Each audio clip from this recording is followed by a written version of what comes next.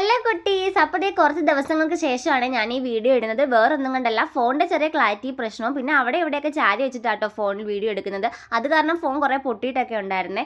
പിന്നെ നമ്മുടെ മനസ്സ് ഓക്കെ അല്ലെങ്കിൽ നമുക്കിതൊന്നും ചെയ്യാൻ പറ്റത്തില്ലല്ലോ. ആ ഒരു അവസ്ഥയിലൂടെയാട്ടോ ഞാനിപ്പോൾ കടന്നു പോയിക്കൊണ്ടിരിക്കുന്നത്.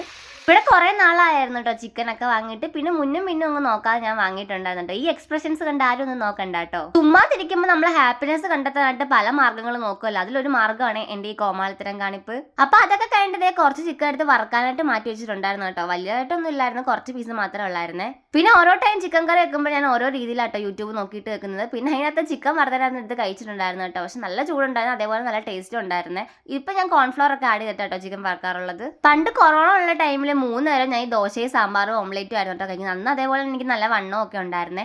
അന്ന് തൊട്ട് എൻ്റെ ഫേവറേറ്റ് ഫുഡായിട്ടോ ഈ ദോശ എന്ന് പറയുന്നത്. ആ ഒരു ടൈം തൊട്ട് ഈ ഒരു ടൈം വരെ ഞാൻ ഈ ദോശ തീറ്റിക്ക് ഒരു മുടക്കവും വന്നിട്ടില്ല കേട്ടോ. അതൊക്കെ കഴിഞ്ഞിട്ട് പിന്നീട് ഷേക്ക് കൂടെ കുടിച്ചിട്ടുണ്ടായിരുന്നു കേട്ടോ. അപ്പോൾ ഇത്രയൊക്കെ ഉള്ളായിരുന്നു എന്തൊരു വീഡിയോ എന്ന് പറയുന്നത്.